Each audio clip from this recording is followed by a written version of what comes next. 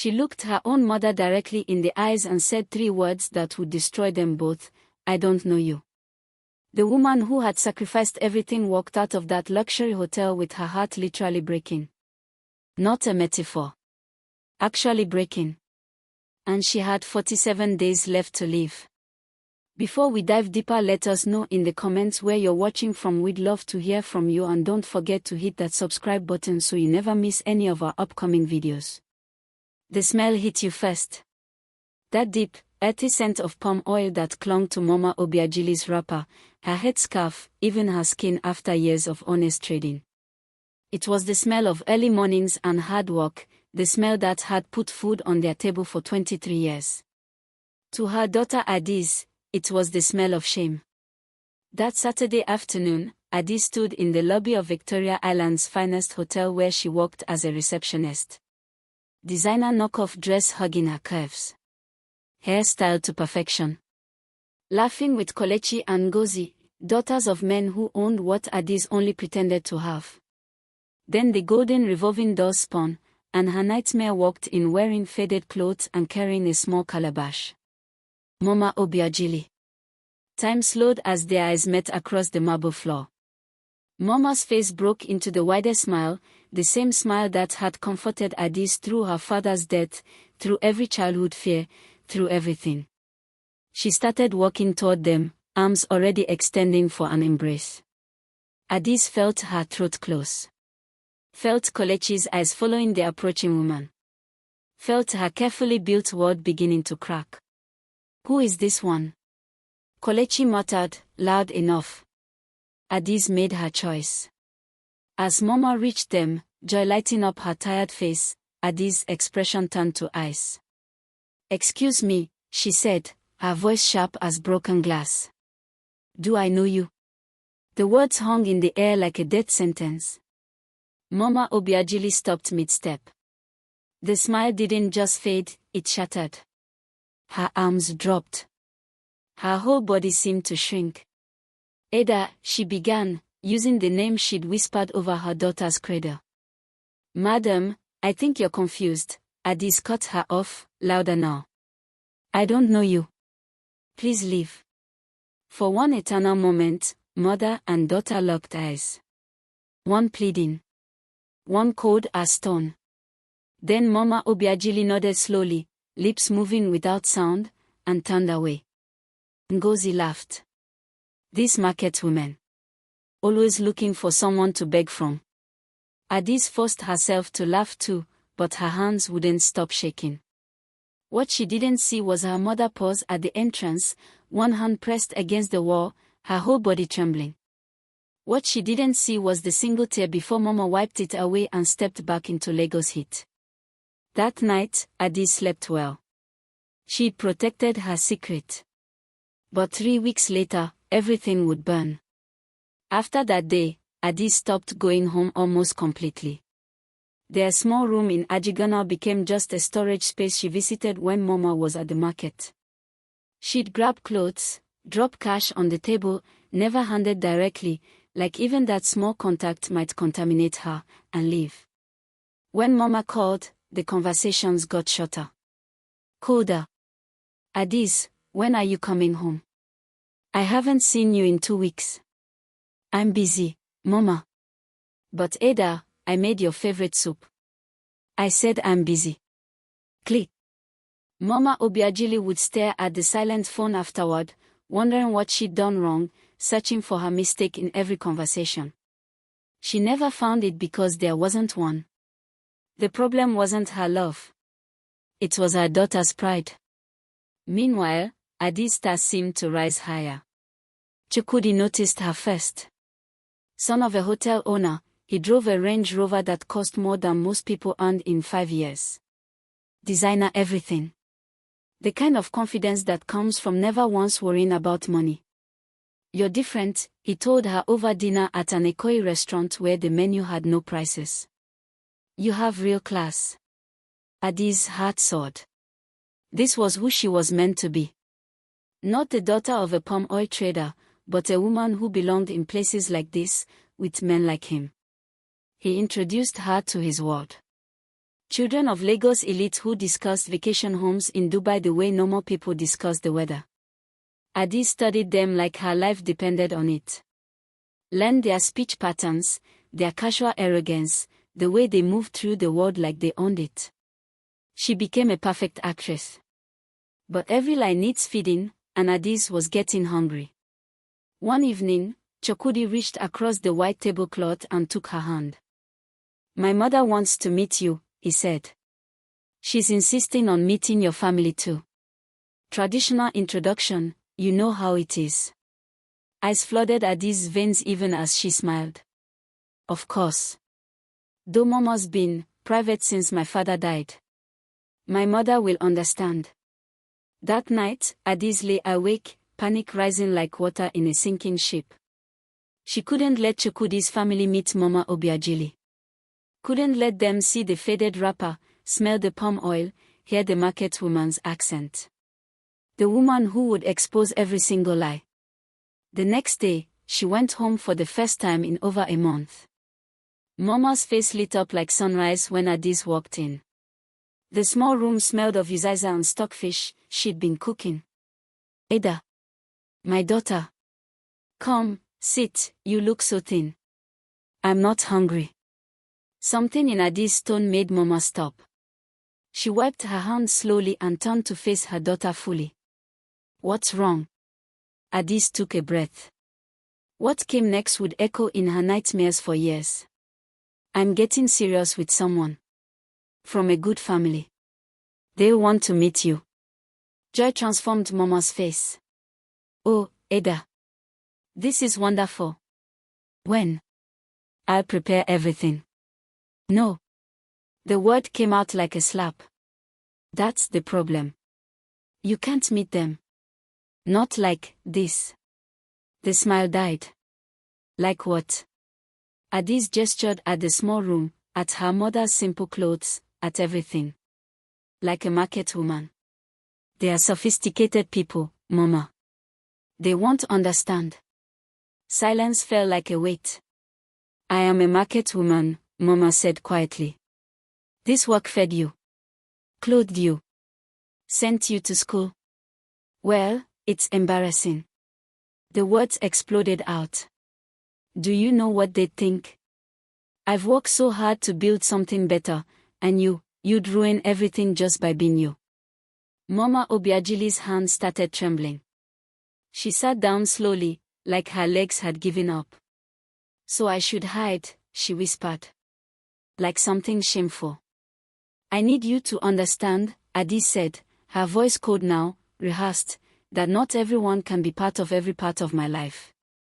I'll tell them you're sick. They'll understand." She left without eating. Without hugging goodbye. Without looking back. If she had looked back, she would have seen her mother sitting in that small room, tears running silent down her face, hands clasped tight like she was trying to hold her breaking heart together. But Adis didn't look back. And 3 miles away, in a small hospital office, a doctor was reviewing test results that would change absolutely everything. Mama Obiajili had been tired for months. Not normal tired.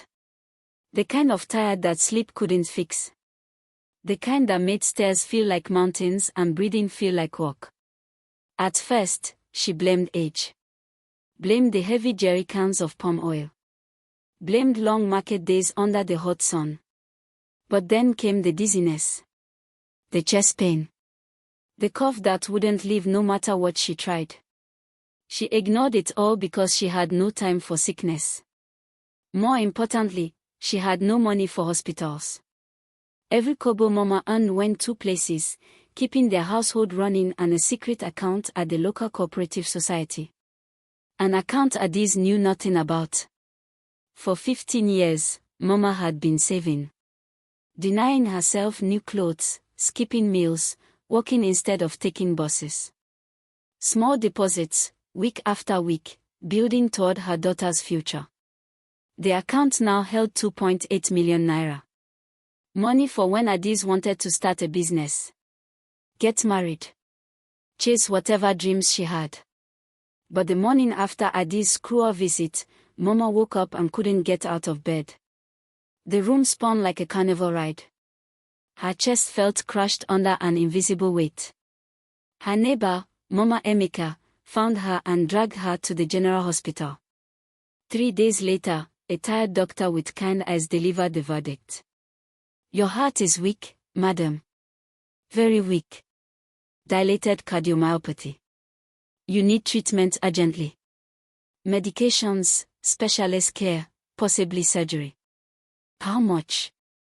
Mama asked, her voice steady despite the fear crawling up her throat. The doctor's pause said everything before his mouth did. Immediate treatment, at least 400,000 naira. The surgery, if needed, could be 3 million. Maybe more. Mama nodded slowly. Did the math in her head. She had 2.8 million saved. Almost enough to save her own life. But that money wasn't hers. It belonged to her daughter's future. You have family, the doctor asked gently. Someone who can help? Mama thought of Adis. Beautiful, ambitious Adis who had called her embarrassing. Who wanted her hidden like a shameful secret. No, she whispered. I have nobody. That night, lying in the hospital bed, Mama made her decision. She wouldn't tell Adis. Wouldn't burden her with this. She'd work harder, save faster, pray her body held on long enough. She discharged herself the next morning against medical advice, bought the cheapest medication she could afford, and went back to her market stall. The other traders noticed immediately. Obiajili, you don't look well, Mama Ngozi said, concerned eyes scanning her friend's grey face. I'm fine, Mama lied, breathing hard as she arranged her goods. But she wasn't fine. Every day became a battle. The cheap medications helped a little, but not enough. She needed rest, reduced stress, better food. Her life had room for none of those things. Yet every morning, she woke at 4 a.m. Every day, she went to market. Every evening, she counted her money and added whatever she could to Adi's account, her hands shaking with exhaustion. Meanwhile, 3 miles away, Adi sipped champagne at brunch, laughing with Chukwudi's friends. One Wednesday afternoon, Mama collapsed at her stall. She woke in Mama Ngozi's lap, surrounded by worried faces. We are taking you to the hospital, Mama Ngozi said firmly. No. I can't afford. Does your daughter know you're sick? At the mention of Adi's, Mama's eyes filled with tears. She has her own life, she whispered. I don't want to be her burden. Mama Ngozi stared at her friend, anger and pity fighting in her chest. That girl doesn't deserve you. But Mama shook her head. She's all I have. And I'm proud of her. What Mama didn't know was that Mama Ngozi had found her daughter's number. And tomorrow, she was going to call. The call came while Adis was choosing between lobster and steak. Is this Adis Okafor? This is Mama Ngozi. I sell near your mother in the market. Eyes shot through Adis' veins. How did you get this number? From your mother's phone. Please, you need to come. She collapsed again today. She's very sick, refusing to go to the hospital properly. She needs help. I'm sorry, wrong number, Adi said and hung up. Her hands shook as she blocked the contact. It's a trick, she told herself. Someone trying to expose me. She ordered the lobster. But that night, she couldn't sleep. Images kept invading, her mother's face at the hotel, the way her shoulders had bent when she walked away. Stop it, she thought. She's fine. She's always fine. 3 days later, Chukwudi picked her up, excitement bright in his eyes. Guess what? My father wants to meet you. Dinner tomorrow night. The whole family. Adi's stomach tightened even as she smiled. She'd avoided his mother so far, making excuses. But now there was no escape. The next evening, she dressed carefully. Modest but elegant. Perfect hair. She looked like exactly what she was trying to be, a woman who belonged. The Okonkwo estate took her breath away. White pillars, manicured gardens, a fountain in the circular driveway. Everything she'd ever wanted. Chukwudi's mother, Mrs. Okonkwo, was tall and elegant in expensive traditional attire. Her eyes assessed Addis with surgical precision. So this is the girl, she said, neither warm nor cold. When Chukwudi left to get documents from his father's study, Mrs. Okonkwo's demeanor shifted. Tell me about your family, dear. Addis launched into her practice lies. Successful father. Retired civil servant mother. Comfortable life in Enugu. Mrs. Okonkwo listened without interrupting. When Addis finished, the older woman nodded slowly. My own mother was a trader, you know, she said, watching Addis carefully. Sold cloth in Onitsha market for 40 years. Some people thought it was beneath us. But that woman's wisdom gave me everything I have. She paused. I learned that honest labor is never shameful. Something in her tone made Addis' skin prickle. Did she know? Was this a test? Before she could respond, Chukwudi returned. But as they left, Mrs. Okonkwo's words followed her like a shadow. We'll talk more soon, dear. I'd very much like to meet your mother. Dinner the next night started perfectly. Multiple courses. Fine china. Addis felt herself relaxing, her performance smooth. Then Chukwudi's sister Kamsi burst in, apologizing breathlessly. Sorry. Terrible traffic from Ajigono. We are setting up a medical outreach for market traders there. Addis' blood turned to ice. Tell us about it, Mrs. Okonkwo encouraged. It's amazing. These women work so hard in terrible conditions.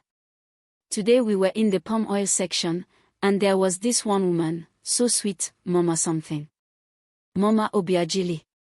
She was telling us about her daughter who works in a big hotel, so proud even though. The wine glass slipped from Addis' hand. It fell in slow motion. Red wine arcing through air like blood. Shattering against white tablecloth. Silence crashing down. I'm so sorry. Addis gasped, standing abruptly. But Kamsi, helpful and oblivious, continued, even though she looked so unwell. We tried to get her to our medical screening, but she said she couldn't miss work. Can you imagine? Clearly sick but. Bathroom. Addis interrupted, her voice strangled. Mrs. Okonkwo pointed down the hallway, her eyes sharp. Addis barely made it before her hands started shaking uncontrollably. She gripped the marble sink, staring at her reflection, perfectly made up, beautifully dressed, completely falling apart. Her mother was sick. Clearly sick. Sick enough that strangers noticed. And she'd blocked the calls. Deleted the messages. Hidden her own mother while that same mother was apparently still praising her, still proud, even while suffering. Then she heard voices in the hallway. Something doesn't add up with that girl, Mrs. Okonkwo's voice drifted through. The way she reacted when Kamsi mentioned that market woman, her story keeps changing slightly. You're being paranoid, Chukwudi's father replied. The mother knows. I'm going to make some inquiries. Addis stood frozen, listening to her carefully built world collapse in real time. When she returned to the table, she could barely speak. The evening ended early, Chukwudi concerned about her sudden headache. That night, sitting in darkness at her apartment, her phone buzzed. Unknown number, your mother is in serious condition. General Hospital, Ward C. If you have any heart at all, come. This time, Addis didn't delete it. She sat staring at those words until dawn, something breaking inside her like ice in spring, painful, inevitable, long overdue. Dawn found Addis still awake, still sitting in darkness, the phone message glowing like an accusation. She'd built her entire adult life on lies, and now those lies were cracking. But what terrified her more than exposure was the growing realization of what her pride had cost and who had paid the price. At 6 a.m., she made a decision. The taxi ride from Victoria Island to Ajigono took 40 minutes. Addis had never made this journey voluntarily before. As the driver navigated from pristine streets into crowded chaos, she felt like she was traveling backward through time. Backward to truth. The general hospital was overwhelmed. Patients on benches, in hallways, the smell of illness and poverty thick in the air. This was the world Addis had escaped, the world she'd sworn never to return to. "What see?" she asked a harried nurse. The nurse pointed without looking up. Addis walked down the corridor, her designer heels clicking on warm floors, her expensive outfit marking her as foreign here. People stared. She felt their eyes like judgment. Ward C was a large room with 12 beds separated by thin curtains. Groaning, coughing, whispered prayers, the soundtrack of suffering. Then she saw her. Mama Obiageli lay in the fourth bed, so still that for one terrible moment Addis thought she was dead. But then her chest rose slightly, fell, rose again, each breath seeming to cost everything. The woman who'd seemed eternal had become fragile as paper.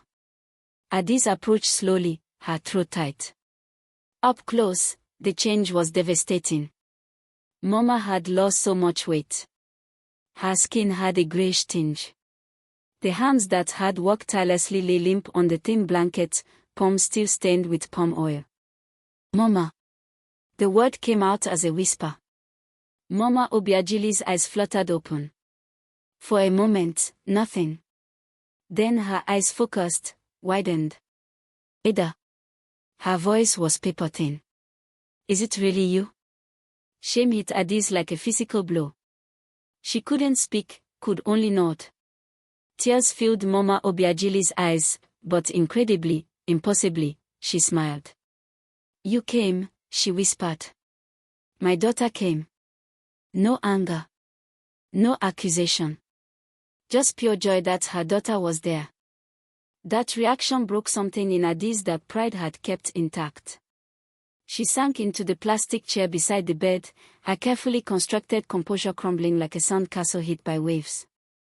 "Mama, why didn't you tell me you were sick?" "I didn't want to burden you," Mama said softly. "You're building your life. You don't need." "Stop." Addis' voice cracked. "Just stop." A nurse came by, checked Mama's vitals, shook her head slightly before moving on. That small gesture told Addis everything. "How bad is it?" she asked. "The doctors say I need surgery. For my heart." Mama's breathing was labored. "But it's expensive. Too expensive." "So it's okay. I've had a good life."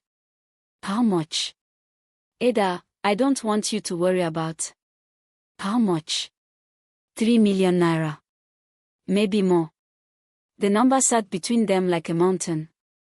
Addis thought about her apartment, her clothes, her lifestyle. She'd spent more than that in 1 year maintaining her lies. Expensive dinners pretending to be normal. Designer knockoffs to fit in. A future she'd been chasing while her mother died alone. "There's money," Mama said quietly. "I've been saving. For you. For your future. It's at the cooperative society in the market. 2.8 million naira. The passbook is in our room, under my mattress." She paused, struggling for breath. "Take it. Use it for your life. It's yours."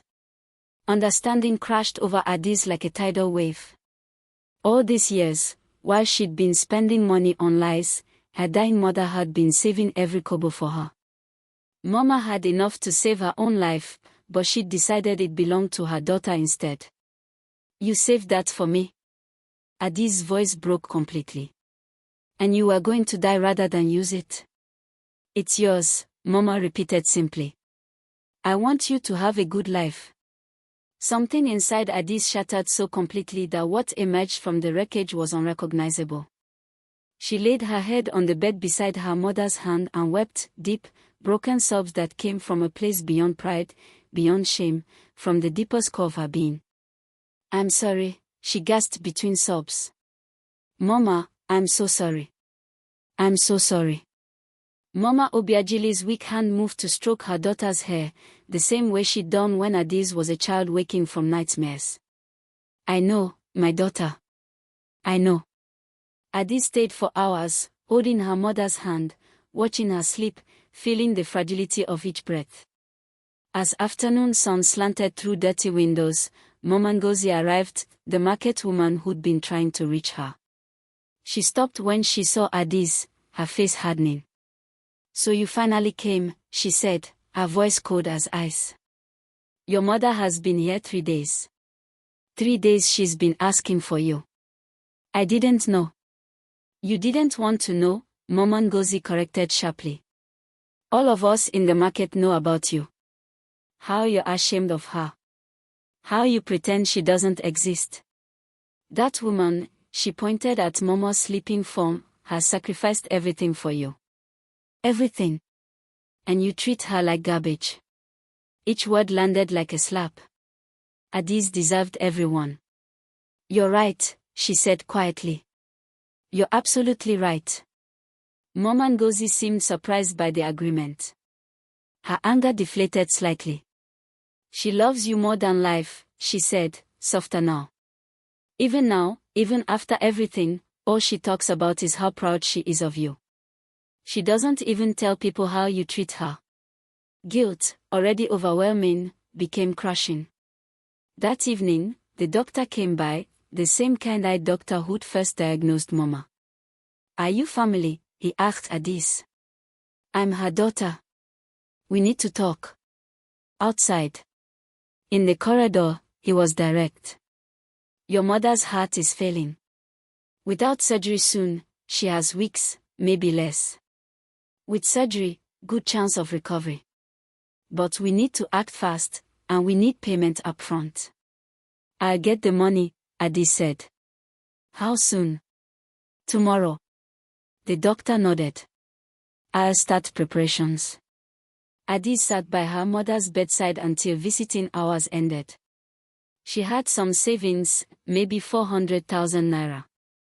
With Mama's saved money, there would be enough for surgery. But as she sat in a taxi heading back to her apartment, her phone rang. "Chokudi. Hey, where have you been? I've been trying to reach you all day." "I'm sorry, she paused. Here it was. The moment of truth. She could lie again, maintain the facade. Or she could speak truth and watch her fabricated future collapse. "I was at the hospital," she said quietly. "With my mother." "Your mother?" "I thought she was in Enugu." "Is she okay? Do you need me to?" "Chukudi, I need to tell you something. And after I tell you, you'll probably never want to see me again." There was a pause. "What's going on?" And there, in the back of that taxi, driving through Lagos traffic, Adiz began to speak the truth for the first time in years. She told him everything. About her mother being a palm oil trader. About her real background. About the lies she'd constructed. About denying her own mother at the hotel. About the shame and pride that had consumed her. The silence when she finished was deafening. "Why are you telling me this now?" Chukudi finally asked, his voice strange, unreadable. "Because I can't lie anymore," Adiz said, tears streaming down her face. "Because my mother is dying, and she saved money to give me a future while I was ashamed of her, and I don't want to be that person anymore. I can't be that person anymore." Another long silence. "I need time to think," Chokudi said finally. I'll call you." The line went dead. Adiz sat in the dark taxi, feeling her carefully built world collapsing, and realized that for the first time in years, she could breathe. She had nothing left to hide. Nothing left to protect. Just truth, raw and painful and somehow liberating. When she reached her apartment, she found Mama Ngozi had texted her mother's cooperative society details. Tomorrow, she would withdraw that money and pay for the surgery. Tomorrow, she would begin making amends. Tonight, she would pray for the first time in years, not for success or status or the things she'd been chasing. She would pray for mercy. For her mother's life. For a chance to become someone worthy of the love she'd never deserved but had always received. Outside, Lagos continued its endless, chaotic rhythm. Inside, a proud girl began the painful process of becoming humble. But the story wasn't over. In fact, the hardest part was just beginning. Because tomorrow morning, someone would take a photo of Adiz sitting by her mother's hospital bed. And by noon, that photo would be everywhere. Morning came with the harsh light of consequence. Adiz woke early, eyes swollen from crying, and made her way to Ajigona, to the room she'd once called home but had barely visited in months. The neighborhood looked different in daylight. Or perhaps she was seeing it clearly for the first time. Children playing in the street. Women carrying water. Men heading to work. This was the community that had raised her, fed her, celebrated her achievements. And she'd treated it like a shameful secret. The room she'd shared with her mother was small but spotlessly clean. Mama's presence was everywhere, in the neatly arranged kitchen items, the carefully folded clothes, the small shrine with a picture of Adiz's late father. And there, on a small table, was something that made Adiz's knees weak. A photo of herself in her graduation gown, framed and prominently displayed. Beside it, newspaper clippings of any achievement she'd ever mentioned. A scrapbook filled with memories. This was how her mother saw her, not as the cruel, ashamed daughter who denied her, but as someone precious, worth celebrating, worth sacrificing for. Adiz sank onto the bed and pulled out the passbook from under the mattress. The entries told a story more powerful than words. Small deposits, week after week, year after year. 15 years of sacrifice documented in fading ink. There were notes in the margins in her mother's handwriting, for Ada's business, for Ada's wedding, for Ada's future. Every kobo earned through pain and labor, saved with love. Adiz clutched the passbook to her chest and sobbed. An hour later, she stood in the cooperative society office, withdrawing the money. The woman processing the transaction recognized her. "Oh, Adiz. Your mother talks about you all the time. She's so proud." Each such comment was a knife twist of guilt. By noon, Adiz was back at the hospital with the full amount for surgery. The doctor's relief was visible. "We'll schedule it for tomorrow morning," he said. "She's weak, but I think she can survive the procedure if we do it soon." That evening, as Adiz sat holding her mother's hand, her phone buzzed. Multiple messages, all at once. The first was from Ngozi, her friend from work. "So you're a liar. Kolechi's cousin saw you at that hospital in Ajigona. With some market woman you claim is your mother. After all your stories about Enugu. Wow." Her stomach dropped. The next message was from a number she didn't recognize, but the contents made her blood run cold. It was a photo of her sitting by her mother's hospital bed, with a caption. The girl who claimed her mother was a retired civil servant. This is really her mother, a palm oil trader. All her stories about money and family were lies. Someone had taken a photo and was spreading it. Her phone began buzzing continuously. More messages. More accusations. More exposure. Then Chukwudi called. "My mother just showed me a message going around," he said, his voice tight. "Pictures of you at some hospital with a market woman. People are saying she's your real mother. Is this the truth you told me yesterday?" "Yes," Adiz said quietly. "That's my mother. She's having heart surgery tomorrow. She's a palm oil trader, and she's the most honorable person I've ever known, and I'm ashamed that I was ashamed of her." Silence.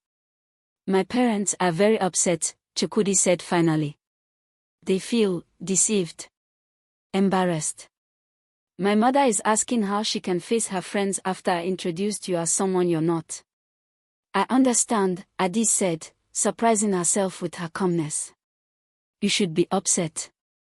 I lied to you, to everyone. I was wrong.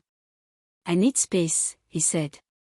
I don't know if I can be with someone who... It's okay, she interrupted. I release you from any obligation to me. I'm sorry for wasting your time with lies. Adis. She ended the call. Within an hour, she'd been tagged in multiple posts on social media. The story was spreading, the fake girl exposed. People she'd impressed, people she'd looked down on, people who'd envied her, all of them now had ammunition. Her phone rang. It was her boss at the hotel. Adis, some very disturbing information has reached me about your character and integrity. I need you to come in tomorrow so we can discuss. I resign, Adis said. I'll email my resignation tonight. That might be for the best. In the space of a few hours, everything collapsed. Her relationship, her job, her reputation, her social circle.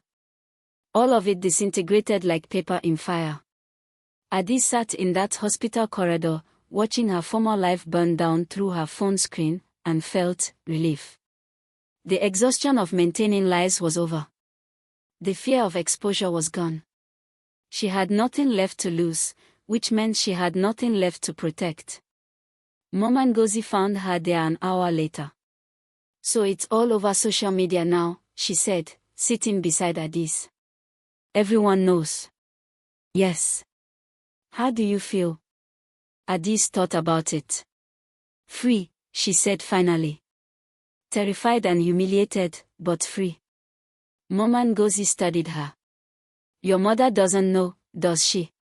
About all this? No. And she won't. Not before her surgery. What will you do now? No job, no rich boyfriend, no more pretending.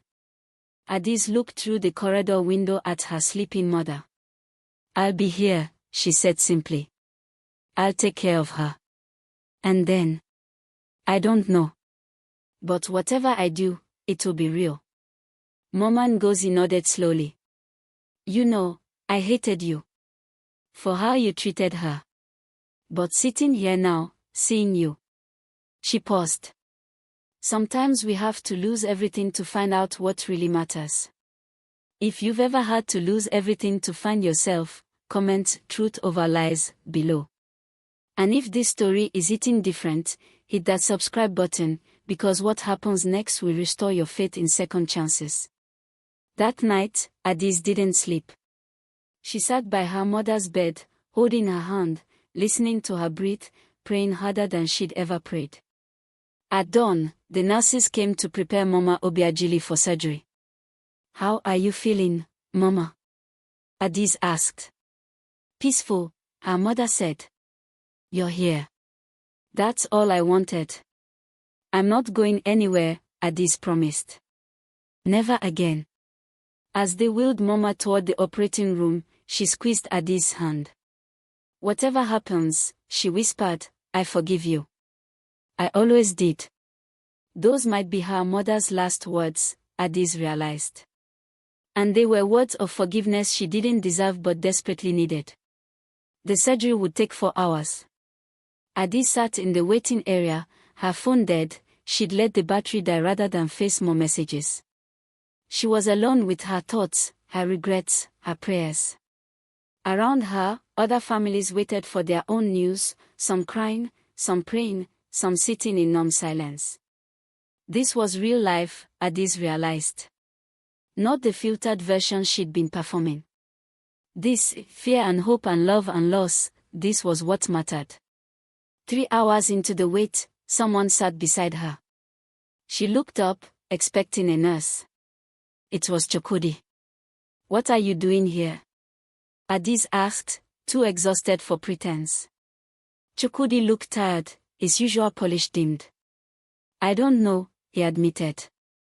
I was sitting at home, trying to process everything, and I had to come. They sat in silence for a long moment. My mother is furious, he said finally. She feels humiliated.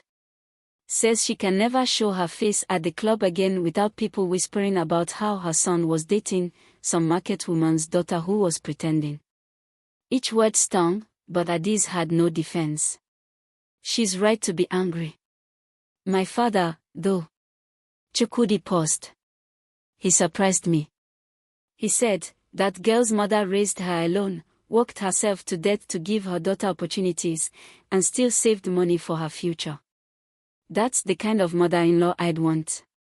The girl is the problem, not her background. Adiz felt tears prick her eyes. But here's what I can't figure out, Chukwudi continued, turning to face her. The girl I met was polished, confident, sophisticated. Was any of that real? Or was it all an act? I don't know anymore, Adiz said honestly. I've been lying so long, I'm not sure who I really am. Then who do you want to be? The question hung in the air. Before Adiz could answer, the operating room doors opened. The keen-eyed doctor emerged, removing his surgical mask. Adiz stood, her heart hammering. The doctor's expression was unreadable as he approached.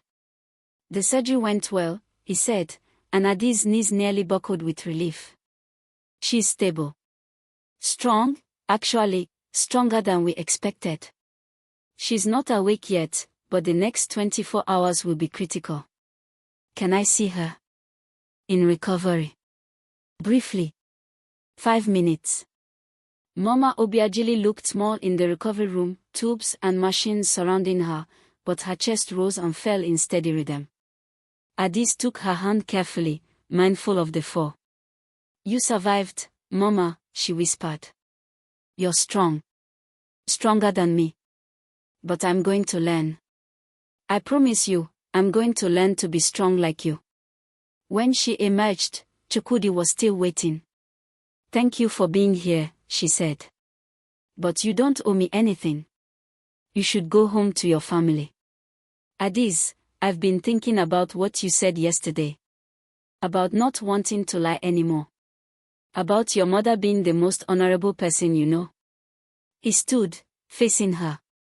I've spent my whole life around wealthy people who talk about integrity but don't live it.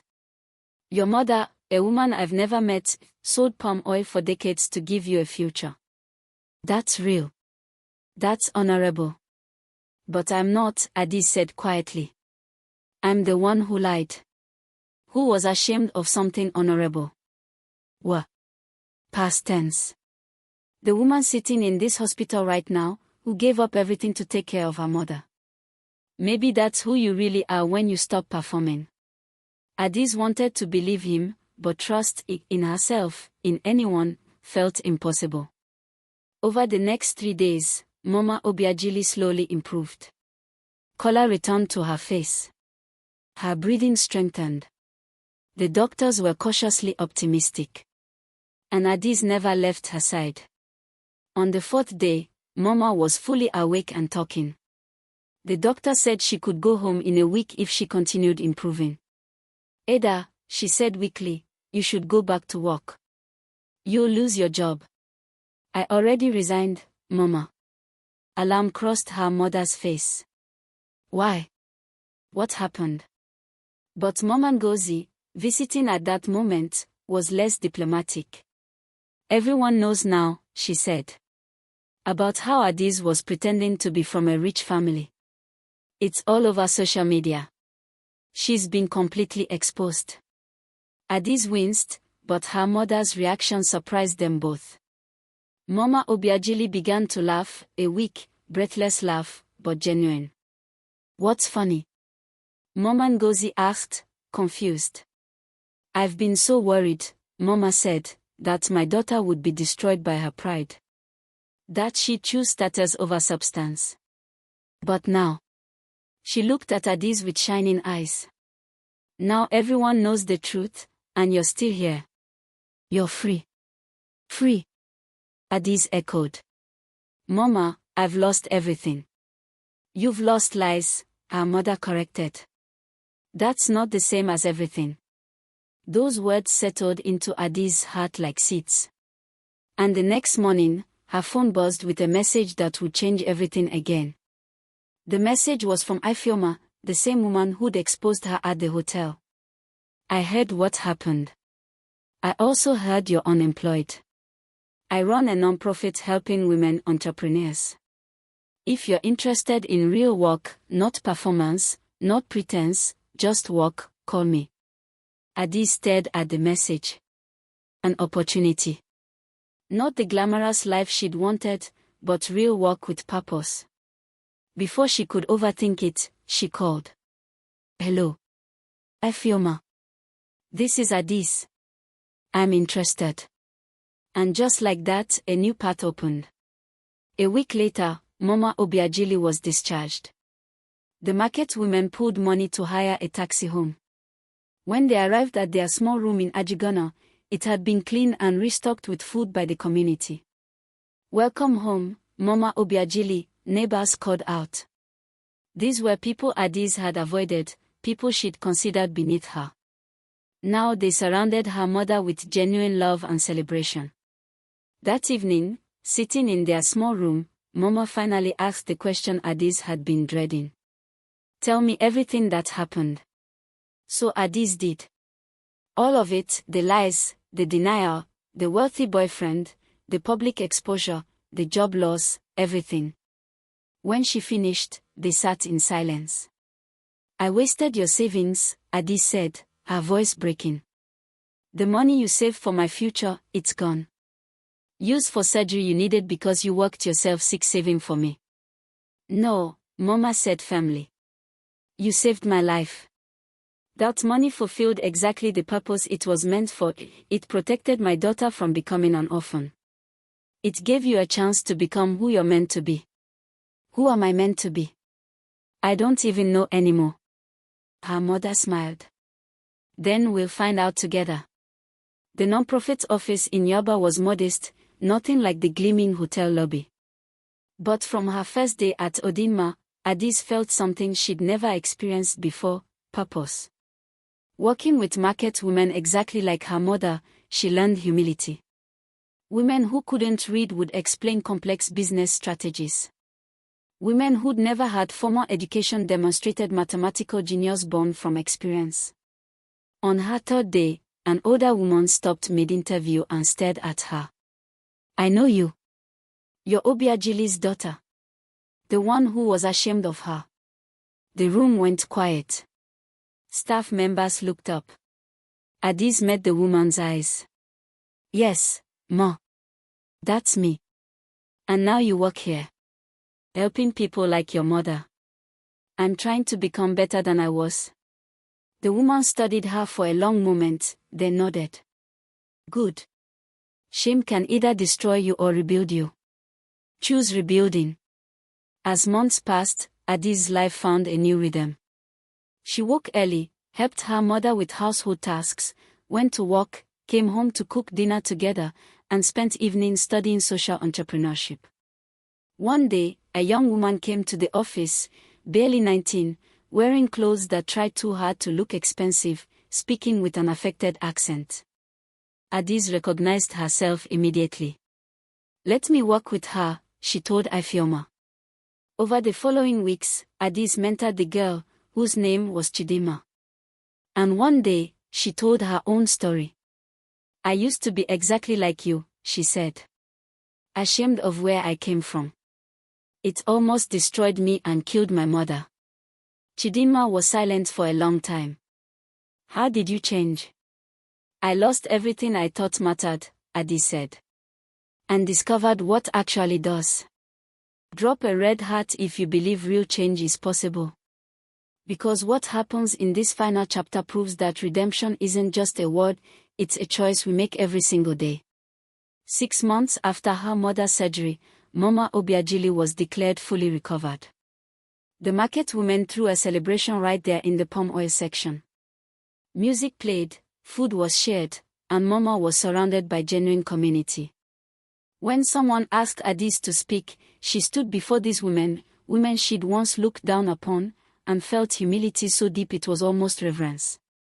"I thought leaving this community would make me somebody," she said, her voice clear.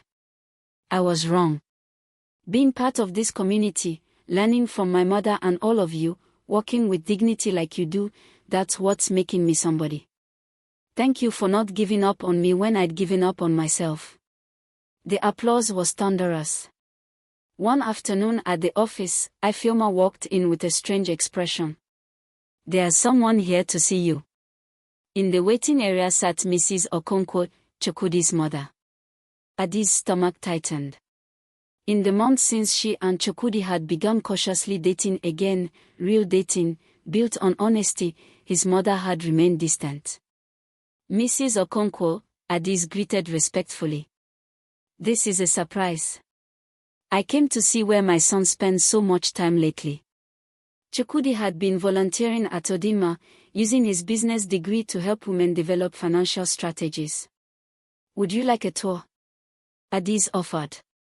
For the next hour, she showed Mrs. Okonkwo around. The older woman asked sharp questions, observing everything. Finally, she said, "I'd like to meet your mother." They found Mama Obiajili at her market stall, measuring palm oil for a customer. She looked up, saw Adis, smiled, then noticed the elegant woman beside her daughter. "Mama, this is Mrs. Okonkwo, Chukwudi's mother." Mama stood, wiping her hands on her wrapper. "Welcome, Ma."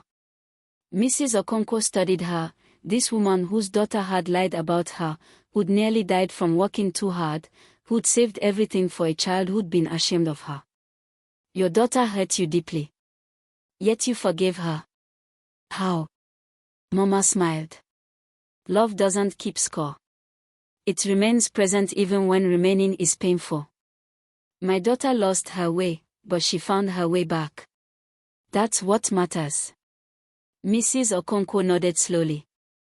Then, to everyone's surprise, she said, "Teach me about palm oil." For 30 minutes, Mama explained her trade. Mrs. Okonkwo listened intently. As they left, Mrs. Okonkwo turned to Adis. "Bring your mother to dinner this Sunday. I want to know you both as you actually are." That Sunday dinner was warm, genuine. Chukwudi's father engaged Mama in conversation about entrepreneurship.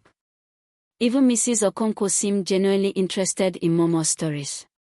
Weeks later, Chukwudi proposed, not in an expensive restaurant, but at Mama's market stall, surrounded by the women who'd watched Adis' transformation.